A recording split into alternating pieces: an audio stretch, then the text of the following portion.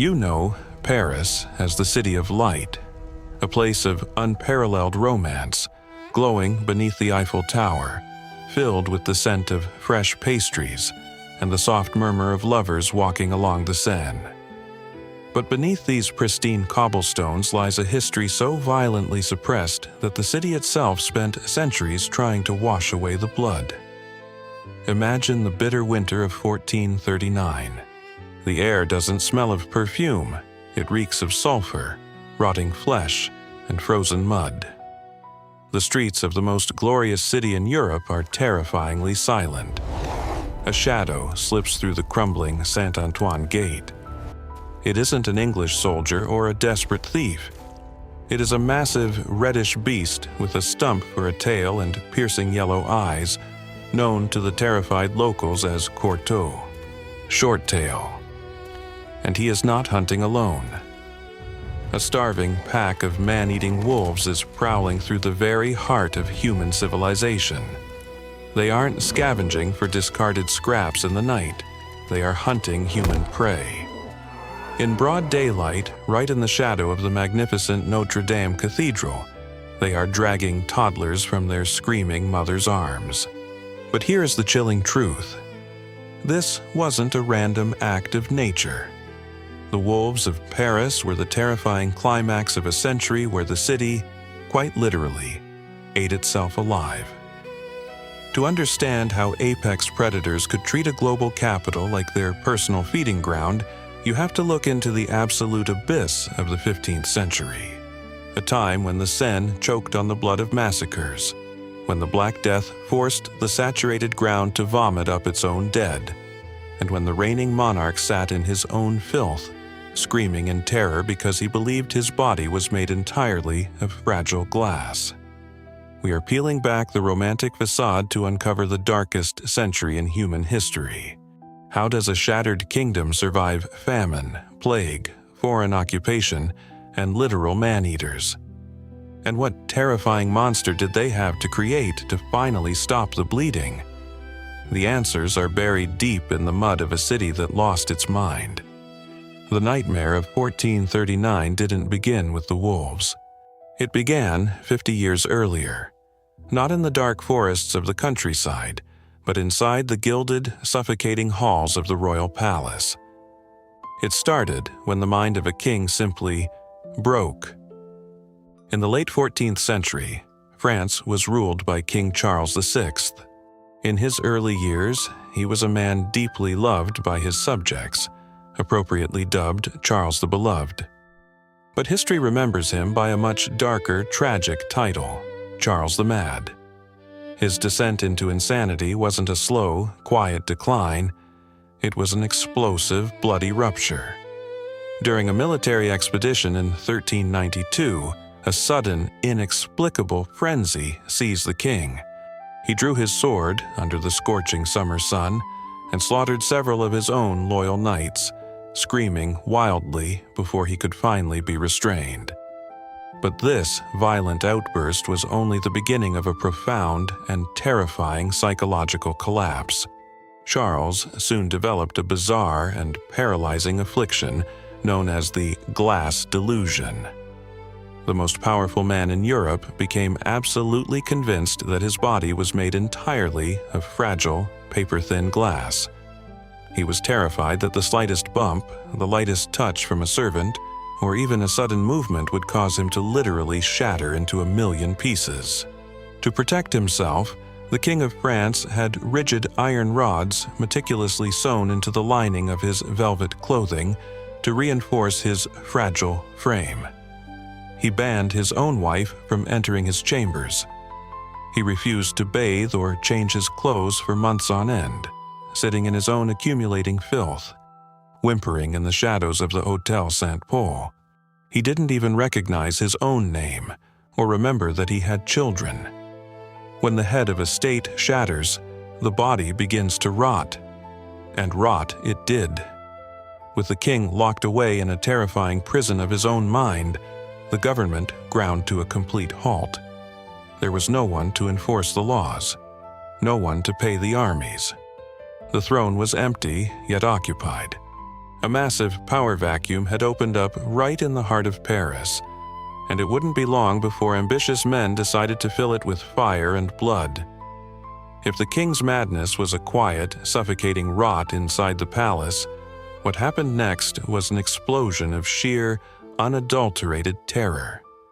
To the starving citizens of Paris, the monarchy wasn't just incompetent, it was cursed. And nothing proved this to them more viscerally than the horrifying spectacle that history remembers as the Bal des Ardents, the Ball of the Burning Men. It was January 1393. In a desperate attempt to lift the king's dark spirits, the queen organized a lavish masquerade. Charles VI and 5 of his highest-ranking nobles decided to perform a wild dance dressed as mythical wood savages. Their costumes were made of linen, soaked in highly flammable pitch and resin, and covered in frayed flax to look like thick animal hair. They were, quite literally, wearing human-sized torches. As the disguised king and his lords leaped into the center of the dim hall, chained together to perform their feral routine, the king's brother, the Duke of Orleans, stumbled in drunk. He leaned in far too close with a lit torch, trying to guess the identities of the dancers beneath the masks. In a fraction of a second, the pitch ignited. The royal ballroom erupted into a symphony of unimaginable horror. The chained lords transformed into living pillars of fire. Their agonizing screams echoed off the stone walls, cutting through the joyful music as the flames melted their costumes directly into their flesh. Panicked courtiers desperately tried to extinguish the blazing men with their bare hands, only to suffer horrific burns themselves. The king was only spared from this gruesome fate by sheer luck. His teenage aunt, the Duchess of Berry, recognized him and threw her heavy, jewel-encrusted skirts over his body, smothering the flames just before they could consume him. 4 of the nobles burned to death, their charred remains completely unrecognizable. When news of the burning men leaked out of the palace gates, the streets of Paris went dead cold. To the medieval mind, this wasn't a tragic accident. It was a direct, unmistakable message from God. The crown was tainted, the leadership was demonic. The people realized with absolute dread that there was no one steering the ship of state, and God had just set the sails on fire. With the king shattered in his palace and the nobles burning in their ballrooms, Paris became a prize waiting to be ripped apart. 2 rival factions of the royal family, the Burgundians and the Armagnacs, sensed the crown's ultimate weakness and plunged the capital into a brutal, unforgiving civil war. But this wasn't a noble war of armored knights fighting on open battlefields. It was an intimate war of neighborhoods, fought in the claustrophobic, muddy alleys of the city. In the terrifying absence of the king's justice, a new, monstrous police force rose from the slums to fill the void, the cabochiens. These weren't trained soldiers. They were the city's butchers, skinners, and slaughterhouse workers. Hardened men who spent their entire lives elbow-deep in animal blood, wielding heavy meat cleavers and skinning knives. Recognizing no authority but their own, they donned distinctive white hoods and seized control of the streets, effectively turning Paris into their own personal abattoir. If you were even suspected of sympathizing with the Armagnac faction, your door would be smashed in the middle of the night. The cabochiens didn't bother with judges, juries, or trials. They dragged thousands of citizens, wealthy merchants, rival nobles, and even pregnant women, from their beds and threw them into the dark, freezing dungeons of the Châtelet prison. But simply locking up their enemies wasn't enough to satisfy the mob's escalating bloodlust. In a series of organized riots, the butchers broke into the very prisons they had filled and systematically massacred everyone inside. They hacked their defenseless victims to pieces with axes and heavy cleavers in a terrifying frenzy of localized genocide. The very smell of Paris fundamentally changed. The usual medieval stench of open sewers was completely overwhelmed by the sharp, metallic reek of human blood. The death toll was so staggering that the city ran out of carts to move the bodies. The butchers resorted to the easiest disposal method available. They hurled the mangled corpses over the bridges. The mighty river Seine became so heavily clogged with the rotting dead that the water literally ran thick and crimson, flooding the lower banks with a sickening, bloody tide. The capital was no longer a city, it was a meat grinder.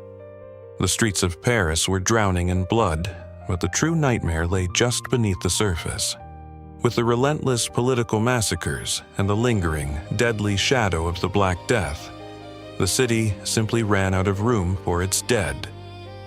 Nowhere was this grotesque reality more visible than at the Holy Innocents Cemetery, located right in the bustling heart of the capital next to the central market.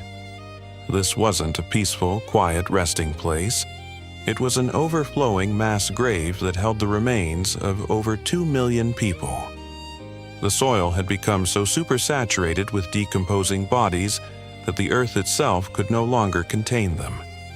Following heavy rains or freezing thaws, the ground would literally heave, burping rotting corpses back up onto the muddy cobblestones. To solve this horrifying space crisis, city officials didn't stop burying the dead, they simply started stacking them. They constructed massive open-air charnel houses, long, covered galleries built directly above the cemetery's arcades. Gravediggers would systematically exhume older skeletons and pack the skulls, femurs, and ribs tightly into the wooden rafters. Tens of thousands of human bones were left completely exposed to the elements, staring down at the merchants selling bread and cabbage just a few feet away. In this grim environment, death stopped being a sudden tragedy. It became an everyday neighbor.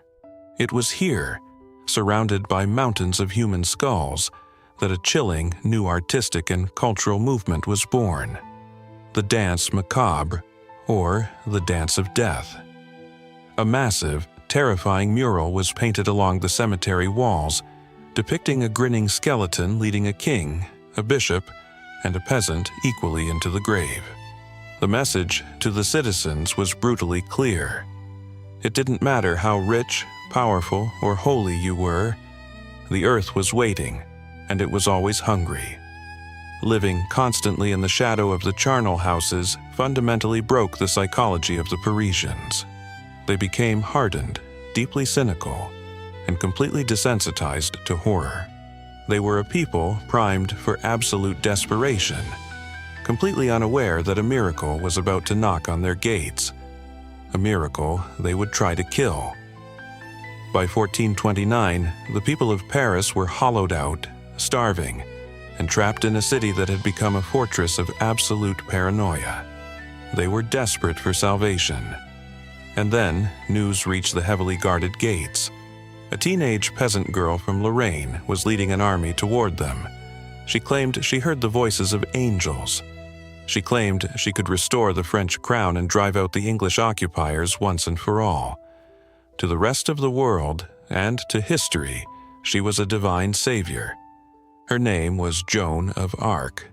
But when Joan finally arrived at the towering walls of Paris to liberate them, she didn't find a city ready to throw open its gates in a wave of religious ecstasy. Instead, she found a city that looked down at her and saw a demon. To the hardened, deeply cynical citizens of Paris, people who had survived the madness of the Glass King, the meat cleaver butchery of the Cabochien, and the mountains of skulls at the Innocents, Joan wasn't a saint. She was a terrifying, unpredictable threat. The exhausted Parisians had formed a fragile, desperate alliance with the English and the Burgundians simply to keep the grain shipments flowing. Joan of Arc, with her fanatical religious zeal and her Armagnac army, threatened to plunge them right back into the bloodbath they had barely escaped. On September 8, 1429, Joan stood bravely before the Saint-Honoré gate, her bright banners snapping in the wind, demanding the city's surrender. The response from the City of Light wasn't a prayer of thanks.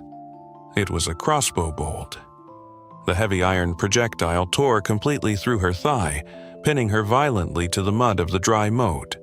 As she lay there, bleeding in the dirt for hours, screaming rallying cries that no one followed, the very citizens she had come to save jeered at her from the high ramparts.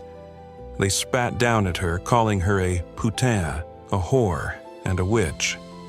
Joan failed to take Paris. The city held its ground, aggressively choosing the cold, predictable occupation of the English over a chaotic miracle they couldn't control. But by rejecting their famous savior, Paris unwittingly sealed its own terrifying fate. They thought they had survived the worst of the century. They were wrong. The winter that followed would break the very laws of nature, and the true monsters were already gathering in the freezing woods. After the violent rejection of Joan of Arc, Paris did not find the peace it so desperately craved. Instead, the very climate turned against humanity. As the 1430s crept in, Northern Europe was plunged into the brutal, unforgiving infancy of the Little Ice Age. The winters didn't just bite, they suffocated the continent. The temperature plummeted so drastically that contemporary chronicles reported birds dropping dead from the sky, freezing solid mid-flight before they even hit the cobblestones. The mighty river Seine, the ultimate lifeblood of the city's trade and sustenance, froze entirely. It wasn't just a fragile layer of morning frost. The ice became so impossibly thick that heavily loaded merchant wagons and marching armies could safely cross its surface. But there was no trade left to conduct.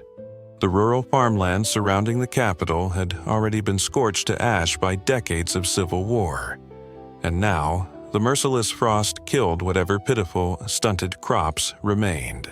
Inside the towering walls of Paris, the economy collapsed into dust. Hyperinflation turned a simple, moldy loaf of bread into an unattainable luxury, hoarded only by the corrupt elite and the heavily armed English garrisons. The magnificent city, originally built to house a vibrant population of over 200,000 people, was rapidly hollowed out into a freezing ghost town of barely 80,000 emaciated survivors. This profound desperation bred unspeakable horrors. Starving children wailed in the frozen gutters, while hollow-eyed neighbors stepped over them, too weak or too apathetic to help. First, the stray dogs, cats, and rats vanished entirely from the alleyways. Then, people resorted to boiling old shoe leather and chewing on raw clay just to trick the agonizing void in their stomachs. But as the Great Famine deepened, far darker whispers began to circulate through the freezing, windswept streets. Terrifying rumors spread of secretive stalls in the hidden corners of the black markets, selling a strange, unidentifiable red meat. It certainly didn't come from cows, pigs, or horses, because there were none left within 100 miles. The citizens of Paris were slowly vanishing into the shadows. The city had hit absolute rock bottom, cannibalizing its own, and nature, sensing that the apex predator of the urban jungle was finally bleeding out, decided it was time to move back in. As the devastating winter of 1439 tightened its deadly grip, the crumbling, neglected walls of Paris offered absolutely no protection. The city guards were either dead from starvation or simply too weak to lift their halberds, and the freezing forests outside the capital were rapidly emptying. Driven by the exact same apocalyptic hunger that was currently starving the humans, massive packs of desperate wolves began to circle the city limits. But these were not your typical, timid forest scavengers. These were battle-hardened man-eaters. They had already developed a deep, insatiable craving for human flesh, after spending years feasting on the thousands of unburied corpses left behind on the bloody battlefields of the Civil War. Now, following the overwhelming scent of mass decay, they were migrating directly into the heart of the capital, At the head of this terrifying urban invasion was a massive, reddish beast with a violently severed tail. The terrified Parisians named him Courtaud, Short Tail. Under his unnervingly cunning leadership, the pack seamlessly breached the Saint-Antoine Gate. At first, they only hunted under the pitch-black cover of night, silently dragging away the weak, the sick, and the dying who had collapsed in the freezing mud of the gutters. But as their confidence swelled, their behavior shifted from opportunistic scavenging to aggressive, calculated hunting. The horror soon spilled into the noon sun. Courtaud and his pack began stalking the narrow, labyrinthine streets of the Marais district in broad daylight. They systematically cornered lone women in the dead-end alleys. They snatched toddlers right from the doorsteps of their screaming mothers before vanishing back into the ruins. In one single, terrifying month, the pack viciously slaughtered 14 people between the outer gates and the city center. The once mighty capital of Europe had been completely subdued by the wild. The surviving citizens who had stubbornly endured the Black Death, the madness of the Glass King, and the butcher's meat cleavers were now entirely paralyzed by a shadow with yellow eyes. They barricaded their doors, listening helplessly to the guttural howls echoing off the ancient stone gargoyles of Notre-Dame. The apex predators of the world had officially changed, but a city forged in the fires of civil war and plague does not simply lay down and die in the dark.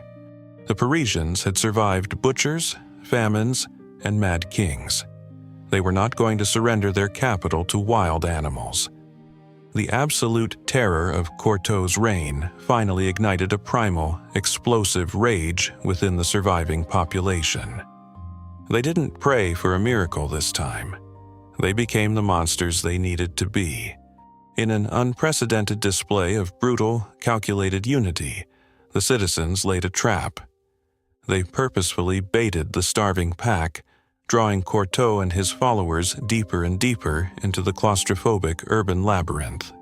They systematically funneled the beasts through the narrow, twisting streets, barricading the escape routes one by one, until the wolves were forced into the massive, open square directly in front of the Notre-Dame Cathedral. There, in the holy shadow of the towering Gothic spires, the apex predators suddenly realized they were the prey. A massive, furious mob completely surrounded the pack. The Parisians didn't rely on noble knights or chivalrous military tactics. They used the savage, intimate methods of slaughter they had perfected during the meat cleaver massacres. Armed with heavy cobblestones, sharpened iron pikes, butcher axes, and cauldrons of boiling water, the roaring crowd descended on the wolves. Courtaud, the great wolf of Paris, died in a deafening, violent hail of stones and iron on the very steps where French kings worshipped. The entire pack was viciously slaughtered to the last cub, their blood staining the sacred ground. It was a brutal bloodbath, but more importantly, it was a profound psychological release. As the cheering mob dragged the mangled carcasses of the wolves through the streets as grisly trophies, they were performing a literal exorcism. They weren't just killing hungry animals. They were violently purging the chaos of the last 100 years. They had reclaimed their city from the apocalypse, but the era of noble knights and fragile kings was permanently dead. To survive the modern age, France needed a completely different kind of monster. The 15th century began with a king who believed he was made of glass, and it ended with a king who treated his subjects like flies caught in a web. When King Louis XI finally took the French throne in 1461, he understood exactly why Paris had nearly eaten itself alive. Too many arrogant men had too much unchecked power. Louis was not a glorious, armored warrior king. He was a cold, calculating, and deeply paranoid bureaucrat who dressed in cheap gray felt and hated the pomp of the royal court. History remembers him as the Universal Spider. From his dark, heavily fortified rooms, Louis spun an intricate, invisible web of spies, informants, and ruthless tax collectors that stretched across all of Europe. He didn't fight noble wars. He bought his enemies. He didn't execute his political rivals in the chaotic streets. He locked them in tiny iron cages, keeping them suspended from the ceiling for years until their minds completely broke. Through sheer bureaucratic ruthlessness, he dismantled the blood-soaked feudal system and foraged the foundation of the modern, centralized state. Order was finally restored. The wolves were hunted down. The English were expelled. The brutal meat-cleaver massacres were entirely replaced by the silent, efficient click of a tax collector's ledger.